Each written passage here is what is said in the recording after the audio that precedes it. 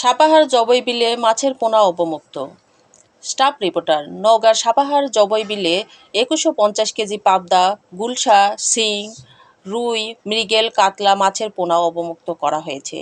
২০২৫ ও ২৬ অর্থবছরে জবই বিল ও পার্শ্ববর্তী এলাকায় বিল সময়ে মৎস্য সম্পদ ব্যবস্থাপনা প্রকল্পের আওতায় উপজেলা প্রশাসন ও উপজেলা মৎস্য দপ্তরের বাস্তবায়নে শনিবার ১৩ জুন বেলায় ১১:৩০ জবই বিলে প্রধান অতিথি হিসেবে উপস্থিত থেকে মাছের পোনা অবমুক্ত করেন নওগাঁ ১ আসনের সংসদ সদস্য মোস্তাফিজুর রহমান।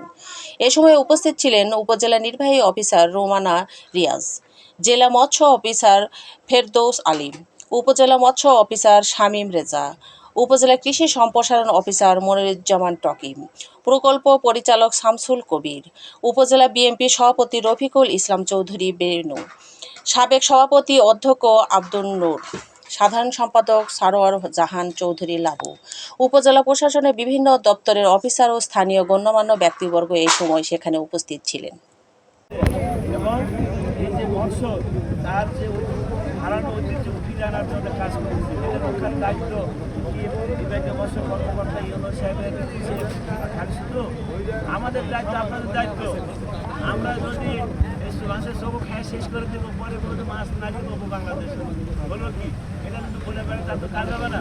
আমাদের দেশি মাছের, এগুলো দেশি মাছ, আমাদের পুকুরে আমরা চাষ করতাম না, তো পুকুরে ছাড়তাম, পুকুরে এমনিতে খাল বিলে প্রচুর হাত বাড়াতে দেখি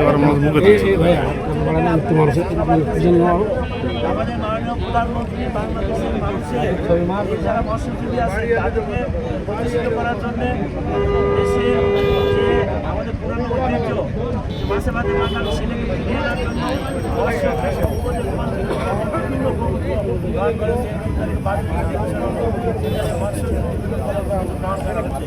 আপনাদের সহযোগিতা করার দায়িত্ব আমাদের, যে হারানো মাছগুলোর ফিরানোর দায়িত্ব আমাদের।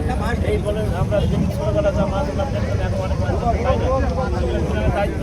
আর আমরা কষ্ট করে মাছ না খাইলে কী করে খাও, মাছ করে গেলে কী করে খাও।